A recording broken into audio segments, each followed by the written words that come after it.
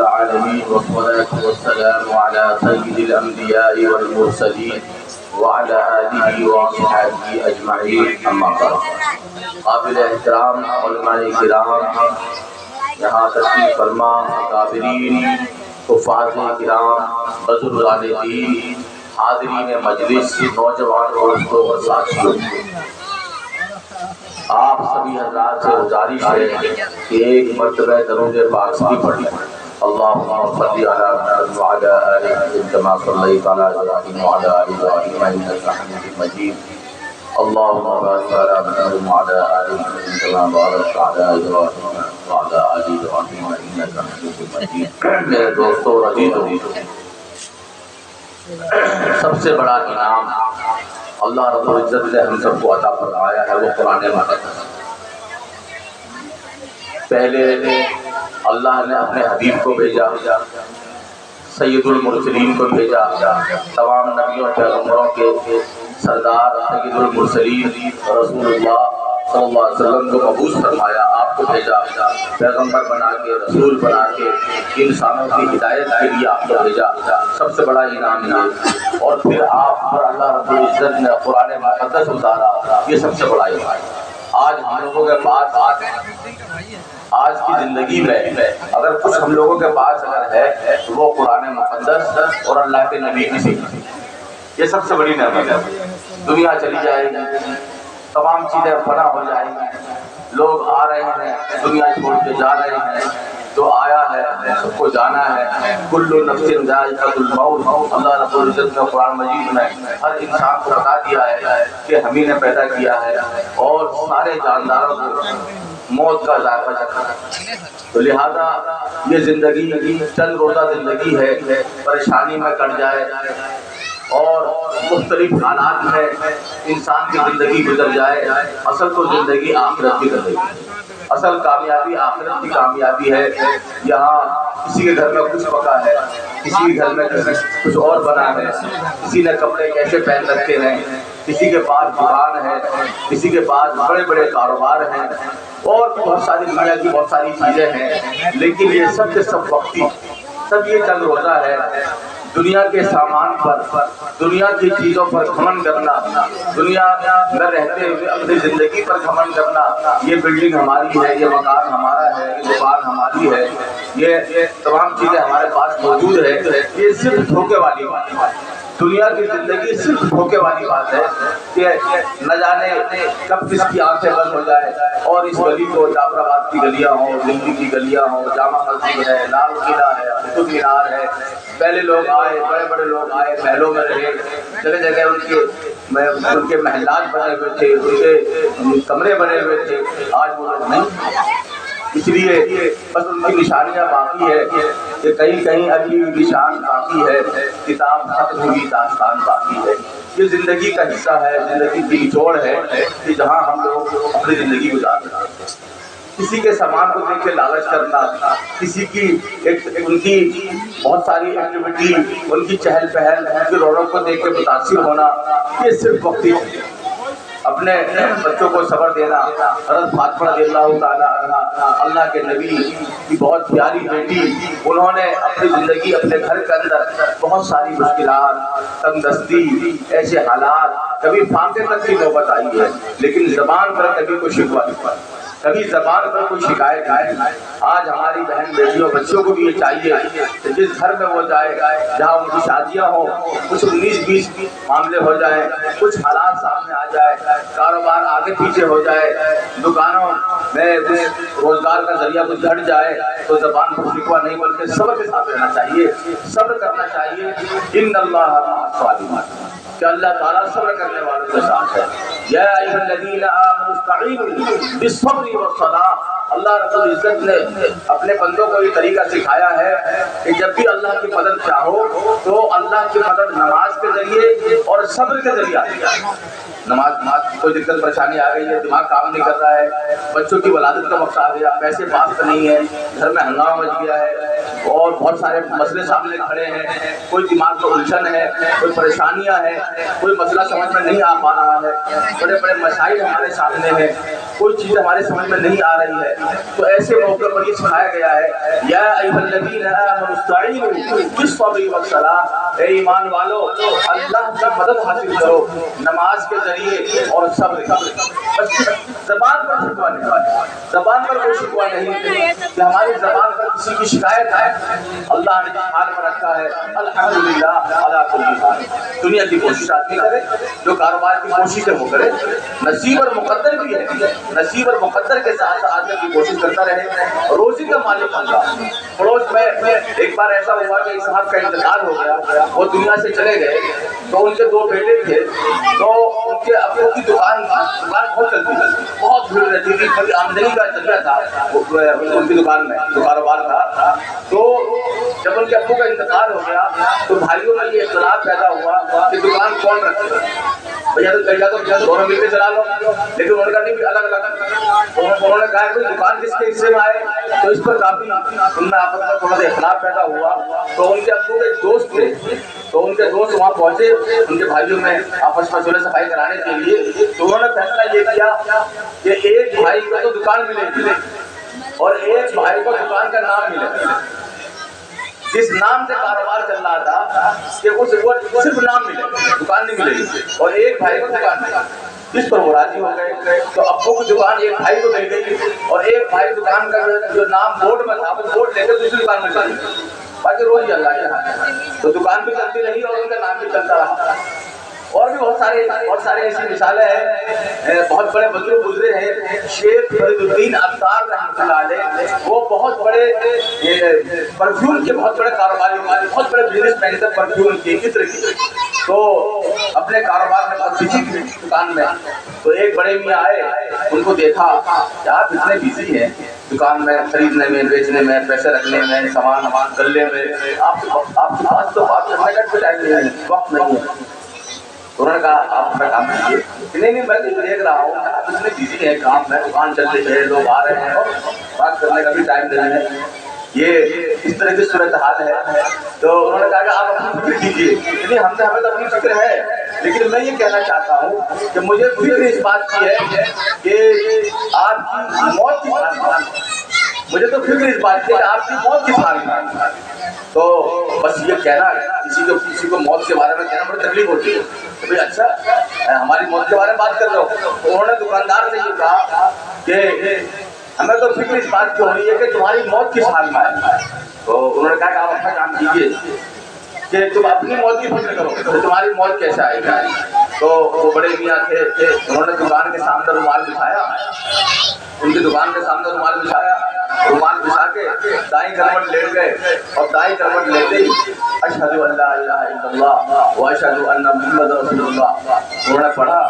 اور دکاندار جو اپنے گراہک میں بزی تھے، انہوں نے دیکھا کہ یہ بڑے میاں رومال بچھا کے لیٹ گئے اور کلمہ انہوں نے تشہد پڑھا، کلمہ پڑھا،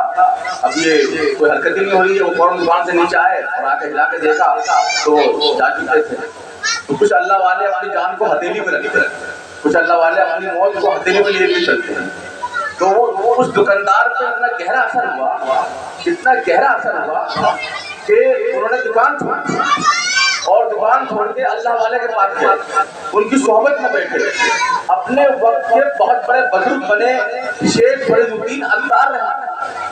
شیخ فرید الدین عطار رحمۃ اللہ علیہ، بہت بڑے کاروباری بھی تھے لیکن بہت بڑے اللہ والے۔ ایک بہت بڑے بزرگ ہیں، ہم سب کے امام ہیں، امام اعظم ابو حنیفہ رحمۃ اللہ علیہ، سبھی لوگ جانتے ہیں، آپ کا نام سنا ہوگا۔ آپ کا بہت بڑا کاروبار ہے کپڑے کا، کپڑے کی دکان کا۔ تو ایک صاحب نے آپ سے قرض کے طور پر رقم لی، تو کوئی ضرورت کی آپ سے قرض کے طور پر کوئی رقم لی، تو بہت دن ہو گئے انہوں نے وہ رقم واپس نہیں کری۔ تو حضرت امام ابو حنیفہ رحمۃ اللہ علیہ نے ان کو گلی میں جاتے ہوئے دیکھا کہ جس شخص نے قرض کی رقم لی تھی وہ آدمی گلی میں جاتا ہوا دکھائی دیا۔ تو امام ابو تو اس شخص نے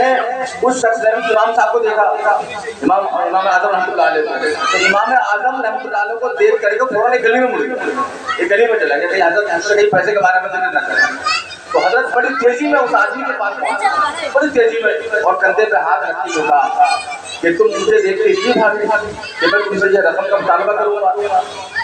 اگر تم سے انتظام نہیں ہو رہا ہے تو ایک بار کہہ دیتے کہ اگر تم سے انتظام نہیں ہو پایا ہے، اب سنو، میں نے اپنی رقم سب معاف، جو تم نے مجھ سے رقم لے کے میرے دل سے دکھائی رقم معاف، دنیا میں ایک دوسرے کی مدد کرنا، دنیا میں ایک دوسرے کا خیال رکھنا، یہ انسانیت کا مسئلہ ہے۔ اور ہم لوگ مسلمان ہیں، مسلمانوں کو اللہ نے دنیا میں انسانوں کے نفع کے لیے پیدا کیا، دوسروں کو فائدہ پہنچانے کے لیے، حتیٰ کہ رسول اللہ صلی اللہ علیہ وسلم نے حدیث ہے، آپ نے فرمایا کہ اگر راستے میں سے کوئی اینٹ اگر ہٹا کے ایک سائیڈ میں کر دے، پتھر ہے، اینٹ ہے، کوئی روڑا ہے، اگر اس کو ایک طرف سائیڈ میں کر دے تاکہ کسی کو تکلیف نہ پہنچے، تو آپ نے فرمایا کہ یہ بھی ایمان کا حصہ ہے، یہ بھی ایمان کا حصہ ہے۔ کتنی بڑی بات، راستے میں خیال رکھنا۔ آپ نے منع فرمایا کوئی پیڑ کے نیچے پیشاب نہ کرے، آپ نے صاحب منع فرمایا، صحابہ کرام کو تاکید فرمائی کہ کوئی پیڑ کے نیچے پیشاب نہ کرے، کیونکہ عام طور پر لوگ سفر میں لوگ جاتے تھے، اس زمانے میں قافلہ جاتا تھا، وہ لوگ چلتے ہوئے پیڑ کے نیچے بیٹھ جایا کرتے تھے دھوپ میں، اگر دور تک پیڑ نہیں ہے تو وہ عام طور پر سفر میں پیڑ کے نیچے بیٹھ جایا کرتے تھے۔ آپ نے صاحب منع فرمایا کہ کوئی پیڑ کے نیچے پیشاب نہ کرے، یا آپ نے ایسی تعلیم دی، اور یہاں آپ نے یہ فرمایا کہ کہیں کسی سوراخ کے اندر پیشاب مت کرنا، بہت سے لوگ جہاں کہیں گڈھا ہے یا سوراخ ہے تو وہاں لوگ پیشاب کر دیتے ہیں، تو آپ نے منع فرمایا کوئی گڈھے کے اندر کسی سوراخ کے اندر پیشاب نہ کرے۔ اور اتنی ہدایت آپ نے دی ہے، ایسی ایسی ہدایت آپ نے دی ہے، پانی پینے کا طریقہ، بیٹھنے کا طریقہ، ہاتھ دھونے کا طریقہ، سونے کا طریقہ، مثال کے طور پر آپ نے فرمایا کہ دائیں کروٹ لیٹیں، تو دائیں کروٹ میں لیٹنے میں اتنے فائدے ہیں، ہم تو صرف سنت کی وجہ سے سن رہے ہیں، ورنہ دائیں کروٹ کے حساب سے سونے کے اتنے فائدے ہیں کہ ہارٹ کا اگر کوئی مریض ہے تو ہارٹ کے مرض سے شفا حاصل ہو جائے گا، جو مستقل ہمیشہ پابندی کے ساتھ، اور دائیں کروٹ اگر سوئے گا تو دائیں کروٹ میں ہارٹ کے اندر جو دل ہے اس پر حرکت رہتی ہے، تو دائیں کروٹ سونے کے ایک سنت کا فائدہ، ایک ڈاکٹری میڈیکل کا فائدہ۔ تو ایک چیز میں ہاتھ دھو کے آدمی آئے تو آج دیکھیے ہر وقت ہاتھ دھونے کی تاکید کی جاتی ہے، کورونا ہے، اومیکرون ہے، طرح طرح کی بیماریاں ہیں، ہاتھ دھونے کی تاکید کی جاتی ہے، کہیں سے باہر جاؤ پہلے ہاتھ دھو، تو اللہ کے نبی کی سنت کو، تو قرآن کا کوئی قرآن نہیں ہو سکتا۔ اب دیکھیے جرمن کے ایک سائنٹسٹ نے ریسرچ کیا، الحمدللہ صاحب، جرمن کے ایک سائنٹسٹ نے ریسرچ کیا کہ کسی بھی انسان کی یہ انگلیاں، یہ جو پوروے کے نشان ہیں، یہ کسی سے ملتے جلتے نہیں، یہ انہوں نے ریسرچ کیا، جرمن کے ایک سائنٹسٹ، یہ جو انگلیوں کے نشان ہے، دھاریاں ہیں، یہ پوروے کسی سے ملتے جلتے نہیں ہیں، تو آدھار کارڈ میں بھی جو ہے وہاں مشین میں لگواتے ہیں تاکہ جیسے بھی ہاتھ لگاؤ تو اسی کی جو اس کا بایو ڈاٹا ہوگا وہ سب نکل کے آ جاتا ہے، تو انگلیوں کے نشان سب سے الگ الگ ہوتے ہیں انہوں نے، اور یہ وجہ ہے کہ وہاں دستاویز وغیرہ میں، کاغذ وغیرہ میں انگوٹھا لگاتے ہیں، یہ سب کا انگوٹھا الگ ہوتا ہے۔ تو ایک عالم دین کو معلوم ہوا، وہ ان کے پاس پہنچے اور پہنچ کے یہ کہا کہ آپ نے یہ ریسرچ کیا ہے، آپ نے تحقیق کیا ہے، اس کا تذکرہ قرآن مجید کے اندر موجود ہے۔ تو انگریزوں کا یہ مزاج ہوتا ہے کہ جب وہ کسی چیز کا ریسرچ کرتے ہیں تو اپنا نام وہاں لکھتے ہیں، یہاں میں پہنچا ہوں، یہاں میری تحقیق ہے، یہ میرا ریسرچ ہے۔ تو اس عالم دین نے ان سے کہا کہ یہ تو اس کا تذکرہ قرآن مجید کے اندر موجود ہے، کہ قرآن مجید میں کہا، انہوں نے وہ آیت کریمہ کی تلاوت فرمائی کہ اللہ تعالیٰ، یعنی جب کوئی انسان جب دنیا سے جب رخصت ہو جائے گا، چلا جائے گا، تو اللہ تعالیٰ نے اپنی قدرت کا تذکرہ فرمایا، اپنی قدرت کا، کہ اللہ تعالیٰ اس بات پر قادر ہے کہ دوبارہ انسان کو ان کی انگلیوں اور پورووں کے نشان کے مطابق دوبارہ زندہ کرے، کہ اللہ تعالیٰ نے قرآن مجید کے اندر پورووں کو خاص کیا، کہ اللہ تعالیٰ اس بات پر قادر ہے کہ انسانوں کی انگلیوں اور پوروے کے نشان جیسے ہوں گے ہم ویسے انسان کو الگ الگ پیدا کر دیں گے۔ تو یہاں اللہ نے سب سے پہلے پورووں کا اور انگلیوں کا تذکرہ فرمایا ہے کہ یہ تمام الگ الگ، وہ صاحب کو مان لیا۔ اسی طرح ہم لوگوں نے بارہا دیکھا بھی ہوگا، ویڈیو بھی دیکھا ہوگا کہ دو طرح کا سمندر ایک ساتھ بہتا ہے، ایک کا پانی بالکل ہرا ہے، ایک کا پانی بالکل سفید ہے یا اور بھی کسی کلر میں ہے، تو دونوں پانی ایک ساتھ بہتا ہے اور جہاز کے پانی کے جہاز دوڑا جا رہا ہے۔ تو اب پانی کے جہاز کو دیکھیے کہ دونوں طرح کا پانی ملتا ہے، لیکن پانی بالکل مل کے بہ رہا ہے، لیکن اس کا رنگ ادھر نہیں آتا اور اس کا رنگ ادھر نہیں آتا۔ تو اب امریکی جو سائنٹسٹ تھے انہوں نے ریسرچ کیا، غوطہ خور سمندر میں گئے، انہوں نے ریسرچ کیا، انہوں نے ویڈیو گرافی کری تو انہوں نے دیکھا کہ اس کے اندر کوئی آڑ ہے، کوئی دیوار ہے جو اس پانی کو روکے ہوئے، میگنیٹ، جب میگنیٹ چمک سسٹم ہوتا ہے وہ اس پانی کو روکے ہوئے ہے۔ تو مصر کے بہت بڑے عالم تھے، جب ان کو معلوم ہوا تو وہ ان کے پاس پہنچے اور جا کے یوں کہا کہ آپ نے یہ ریسرچ کیا ہے، اس کا تذکرہ قرآن مجید کے اندر موجود ہے؟ اچھا قرآن میں کہا ہے، قرآن مجید میں موجود ہے۔ تو سورہ رحمان کی اور آیت پڑھی، مرج البحرین یلتقیان بینہما برزخ لا یبغیان، کہ دو طرح کا پانی ایک ساتھ بہتا ہے، ترجمہ کیجیے کہ دو طرح کا پانی ایک ساتھ بہتا ہے جو مل کے بہتا ہے، ان دونوں کے بیچ میں ہم نے ایک آڑ بنائی ہے جو ان دونوں پانی کو ملنے نہیں دے رہی۔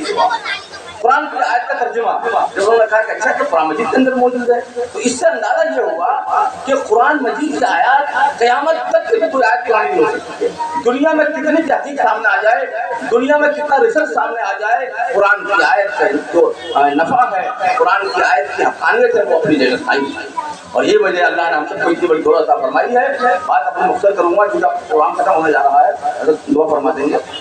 تو اس لحاظ سے بس چند باتیں یہ کہہ کر کے کہ جس ملک میں جس دیش میں ربانی صاحب، جس ملک جس دیش میں ہم اور آپ رہتے ہیں، اس ملک سے اس دیش سے ہمارا کیا رشتہ، یہ سمجھنا بہت کہ جس ملک میں ہم اور آپ پیدا ہوئے ہیں، یہاں رہے ہیں، یہاں پیدا ہوئے ہیں، ہمارے آبا و اجداد یہاں پیدا ہوئے ہیں، اس ملک سے ہمارا مذہبی رشتہ، ایمانی رشتہ ہے۔ وہ کیسے؟ وہ جلدی جلدی بول رہا ہوں۔ حضرت آدم علیہ السلام سب سے پہلے پیغمبر، اللہ نے ان کو اسی ملک میں اتارا، بھارت کے اندر، ہند میں۔ یہی وہ دیش ہے کہ جہاں اللہ نے پوری دنیا میں سب سے بہتر منتخب جگہ فرما کر کے حضرت آدم علیہ السلام کو جنت سے، آسمان سے اسی سرزمین پہ اتارا جسے ہم بھارت کہتے ہیں۔ اور آگے دیکھیے، ایک مورخ میں لکھا ہے کہ حضرت نوح علیہ السلام اور حضرت شیش علیہ السلام کی قبر یہی پائی جاتی ہے اور آپ یہی پیدا ہوئے۔ اور آگے آئیے، تمام اس میں بہت سارے علماء کرام نے لکھا ہے، بزرگان دین نے،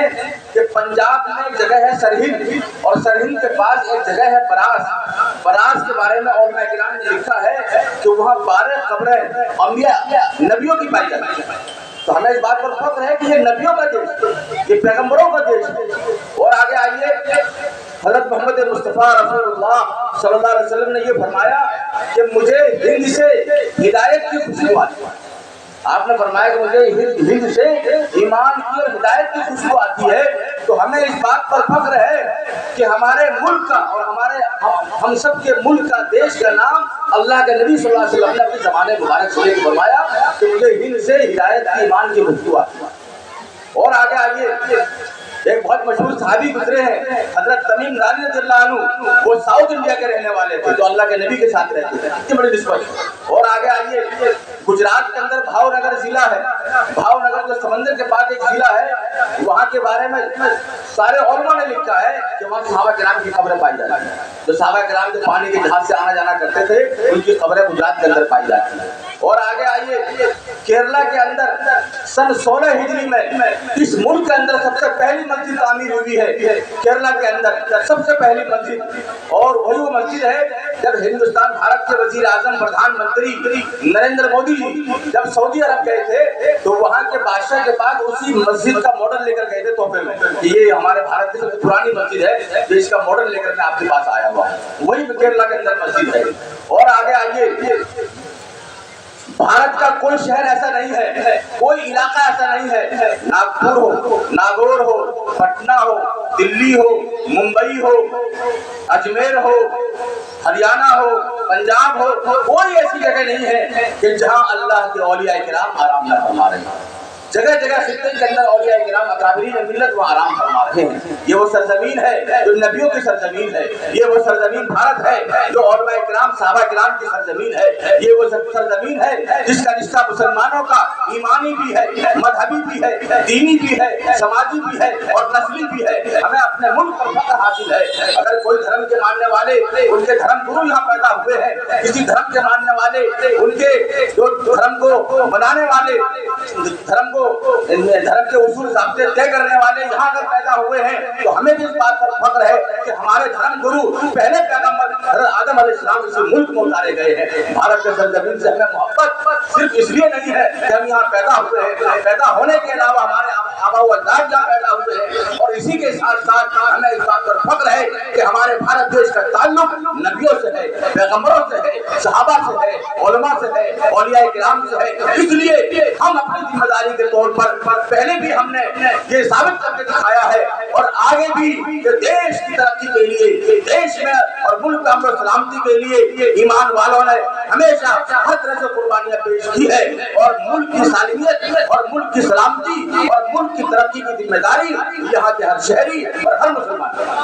लिहाजा हमें बात पर फासला है। बहरहाल अपनी बात मुकम्मल कर रहा हूँ और एक बात कह के कि हमारे भारत में मदरसा कायम है। ये मदरसा वही मदरसा है कि जब मदरसे में हमारे उलमा किराम पढ़ कर आते हैं, हमें निकाह पढ़ाने वाले काजी चाहिए तो मदरसा, हमें जनाजे की नमाज पढ़ाने वाले इमाम चाहिए तो मदरसा, हमें मस्जिद में इमाम चाहिए तो मदरसा, हमें ईद की नमाज पढ़ाने वाले इमाम चाहिए तो मदरसा, हमारे बच्चे को कुरान पढ़ाएंगे तो मदरसा, हमें इमाम काजी चाहिए तो मदरसा, हमें जिनसे मसला मालूम करना है तो मदरसा, हमें कुरान सीखना है तो मदरसा, हमें दीन सीखना है तो मदरसा। लिहाजा मदरसे को कायम करना, मदरसे को कायम रखवाना और मदरसे को तरक्की दिलाना हर मुसलमान की जिम्मेदारी है। और ये लॉकडाउन में मदरसे बंद रहे, बहुत मदरसे, कहीं कुछ बच्चे हैं, कहीं नहीं हैं, कहीं हैं, तो बहुत मुश्किल में बड़े हालात के साथ मदरसे इस बार चले हैं तकरीबन 2 साल। तो लिहाजा ऐसे मौके में, ऐसे हालात के अंदर हर मुसलमान की, हर ईमान वाले भाई की जिम्मेदारी बनती है कि हमारे मदरसे का तहक्कुम रहे, हमारा मदरसा बरकरार रहे, हमारे मदरसे की तरक्की रहे, असातिज़ा है, मुदर्रिसीन है, बच्चे हैं, उनका हक है। तो लिहाजा मैं बहुत मुअद्दबाना और अदब के साथ गुजारिश करता हूँ कि जिस मदरसे के तहत अल्हम्दुलिल्लाह ये आज का जलसा मुनक़िद हुआ है, 2 बच्चे हाफिज़ कुरान हुए हैं। हम 4 बजे सोते हुए होते हैं, हम सुबह 5 बजे सोए हुए होते हैं, लेकिन ये बच्चे सुबह उठ करके कुरान मजीद याद करते हैं, जब तक ये हाफिज़ कुरान बनते हैं। जिस मोहल्ले में कुरान पढ़ा जा रहा है, जिस मोहल्ले में कुरान की तिलावत हो रही है, जिस गली में कुरान पढ़ा जा रहा है, उस गली के सारे मकान में अल्लाह की रहमत नाज़िल होती है, अल्लाह ताला मुसीबतों को दूर कर देता है। लिहाजा मैं आपसे गुजारिश करता हूँ कि आप हज़रात अपनी खुशी से, अपनी मोहब्बत से 5,000 रुपए के लिए कौन तैयार होते हैं कि मैं अपने तरफ से 5,000 रुपए मदरसे का काम करता हूँ। मैं आपसे बहुत मुअद्दबाना हज़रात की जो कोशिश है कि इसके लिए तो 5,000 रुपये नहीं है, लेकिन ये है कि ये शुक्र रमजान का मुक़द्दस महीना आ रहा है, बच्चों के ऊपर जो खर्च है, हयात है और दीगर जो भी खर्च वगैरह है, असातिज़ा की तनख्वाहें वगैरह है, तो लिहाजा ऐसे मौके में मैं आपसे गुजारिश कर रहा हूँ कि आप बताइए कि मदरसे हमारे महफूज रहें, कायम रहें, 5,000 रुपये के लिए कौन तैयार है।